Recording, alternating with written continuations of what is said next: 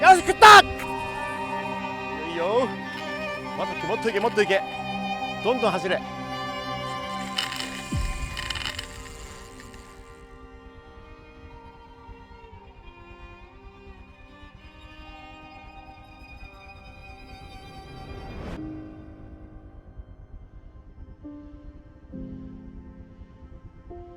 ゼナックフィールドスタッフの木下誠です。今回の動画では100キロ以上の大型マグロをターゲットにした戦い方について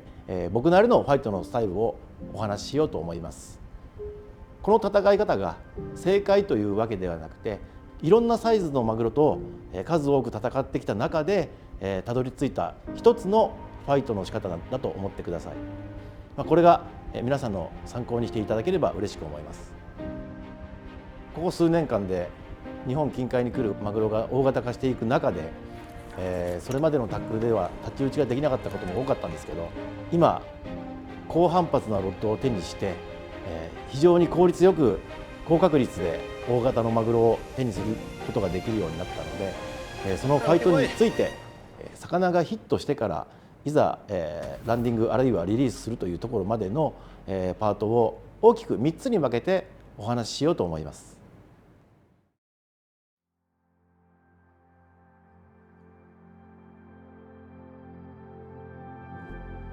キャストしたルアーに大型のマグロがバイトをして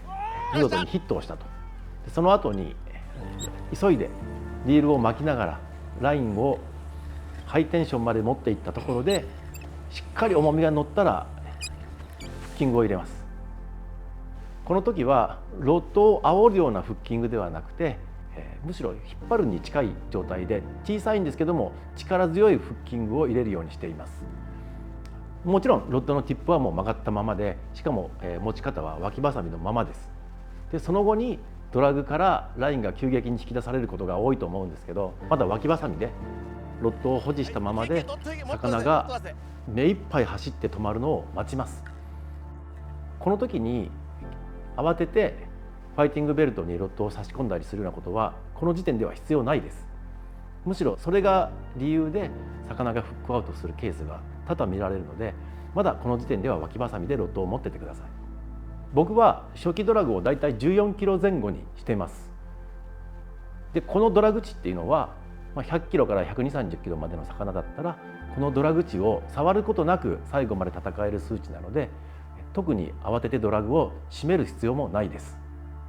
ただし魚が200キロ以上とか超大型になってきた場合にはプールのラインを全部引き出されてしまう可能性がゼロではないので、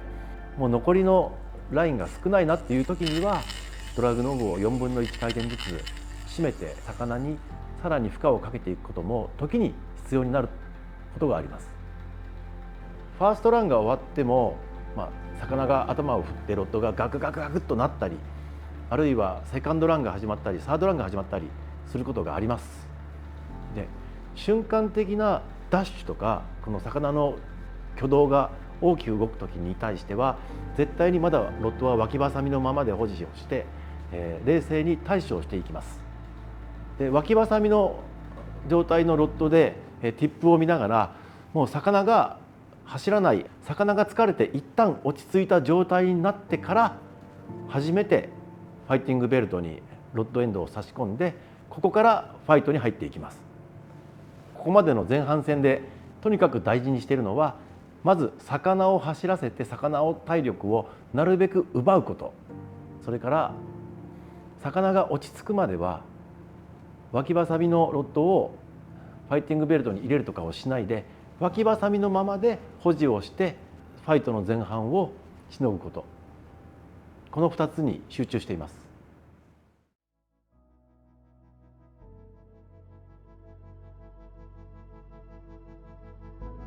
ここからはファイトの中盤の話になります。目的、意識していることは、弱ったマグロをいかに僕らが体力を使わずに魚との間合いを詰めて上の方にリフトアップをしていくかということになります。前半戦で長い距離を走らされて体力を奪われたマグロは泳ぎ続けないと呼吸ができないっていう、そのマグロの特性から頭を我々サイドに向ければ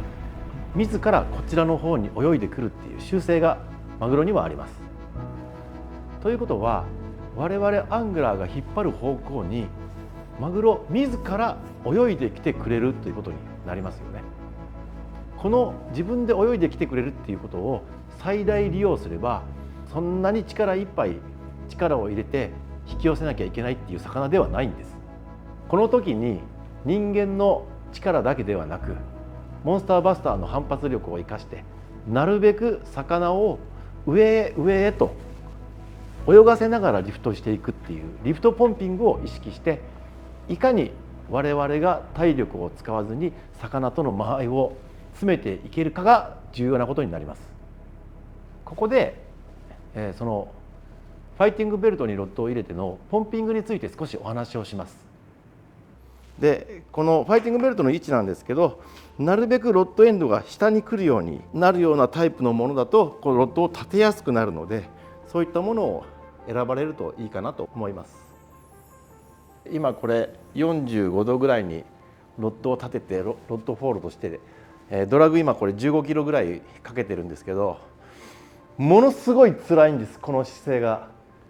この姿勢は人間が辛い割にロッドがこう反発力を出すというところまでまだ竿が曲がってなくて、でこうなるとでもこの体勢って人間にはすごいきつくてもう多分3分も持たないっていう体勢になってます。でこれをこう繰り返すようなポンピングだと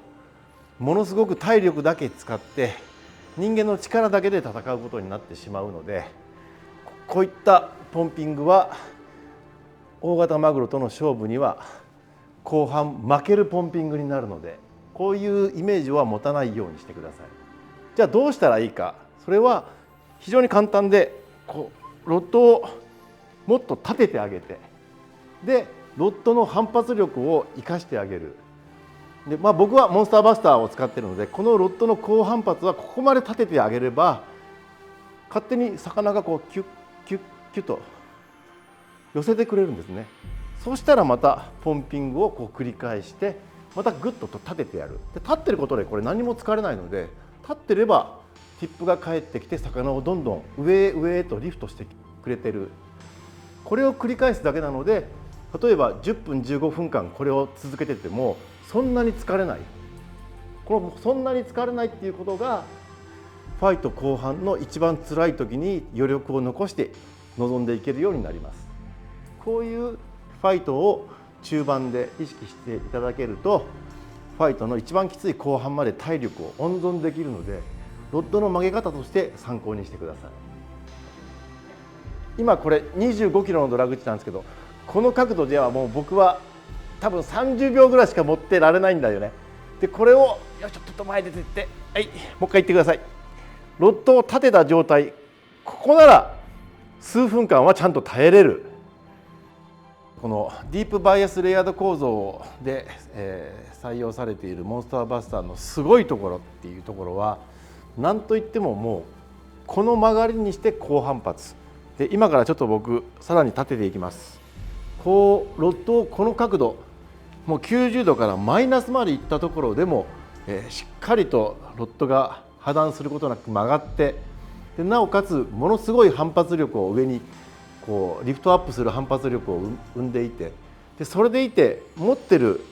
僕自身がこれがそんなに辛くないっていう、この体勢ならもうずっといけるっていう、まさに人間の負担を減らして魚へのプレッシャーを高くするという、本当に夢のようなブランクになっています。これならやっぱり200キロオーバーも戦えるし、安心して挑めると思います。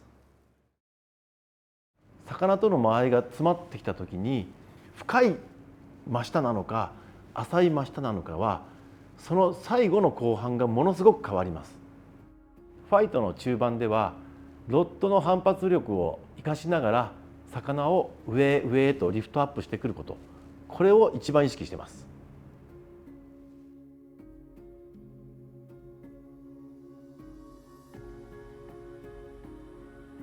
いよいよファイトの後半に入っていきます。マグロとの距離が残り50メートル前後になったら、ここからが一番辛い時間帯が来ます。残りが50メートルを切ったぐらいから魚はロッドの先端ティップを円錐の頂点とした円錐の泳ぎをするようになります。船の下を回り込むという、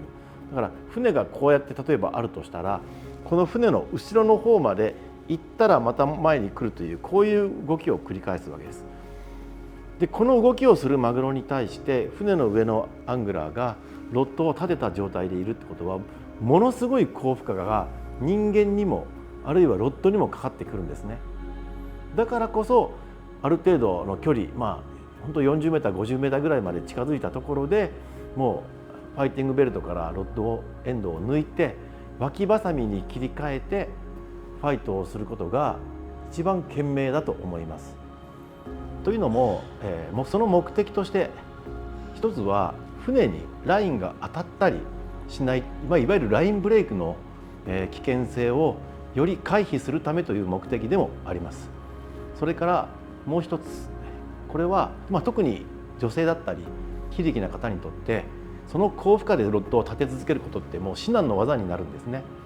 なので、ロッドを下に向けたいわゆるストレートファイトというものがこの最終局面では非常に有効な手段になってきます。特に、螺旋を描いてマグロが泳ぐようになるので、船の自分の真下よりももっと船の後ろの方に魚が行った時にはリールを外側に向けてロッドをしっかり保持して耐える時間が増えてきます。と同時に自分の後ろ側から今度は前の方に来た時、この時には下を向けているロッドの真ん中から先端部分をしっかり曲げた状態でポンピングを続けていきます。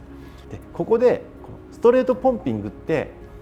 ただまっすぐにしてファイトすればいいんじゃないかって思う方も見えますけど、単なる棒のようにもう竿をまっすぐにして引っ張るようではこれはもうほぼリールファイトとしか言えないので、ただ綱引きのように引っ張るんではなくて、ロッドの真ん中から先端部分をきちんと曲げてロッドの反発力を生かしている状態で魚をリフトするのがストレートポンピングです。これによってさらに魚との間合いを詰めていけますし、より安全により確実に魚を手元まで近づけるのに有効な方法です。いよいよ泳ぎ疲れたマグロがもうその全身が目視できるところまで浮いてきました。この時点でおそらく、僕も含めてアングラーの皆さん相当疲れてます。マグロも疲れてます。でマグロとのいよいよ距離が近くなればなるほど、今度は船という障害物にラインが当たる可能性がどんどん高くなってくるんですね。なので早く上げようなんて思わずに、確実にラインがどこにも当たることのないように魚の動向を見ながら水面まで落ち着いて引き上げます。わずか数メートル先でマグロが一旦頭を水面まで上げても、船の方に泳いできた時にはまた少し潜るなんてことをおそらく何十回も繰り返します。それでも魚が一回ヒレをふわっと動かすだけでものすごい推進力が生まれて、僕らは引っ張られることになります。その動きができなくなるような状態まで付き合ってあげて、ようやく水面でリーダーをつかむことができると思います。決して焦らずに冷静でいること、それから自らの使っているタックル、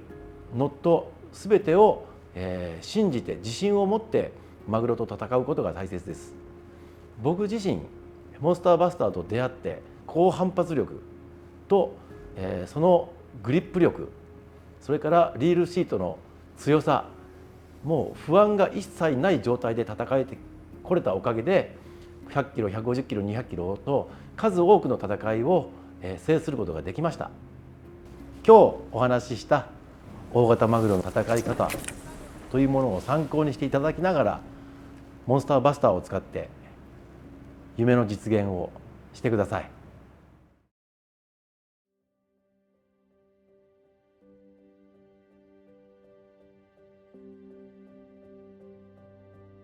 僕が、最近ちょっと気になっていることが一つあるのでお話ししようと思います。それは、ラインからロッドあるいはリールのドラグ性能がどんどん進化していく中で、人間我々への負担がより大きなものになってきています。なので不用意にフルドラッグにしてじゃあ耐えれるかっていうと、なかなか経験してきた人でないと耐えれないことって多々あると思うんですね。なので船から落ちたりからロッドを手放したりしないようなドラッグ値を必ず調校前に皆さんご自身で確認をしておいてください。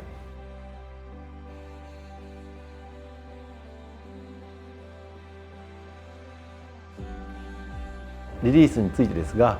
いろんなメーカーさんや海外からの輸入等でリリースする道具も増えてきているので、その道具を上手に使いながら、また安全なリリースの仕方を勉強しながらこの活動を続けていき、次の世代後世たちにもこの素晴らしい大型マグロのゲームを残せていけたらいいなと思います。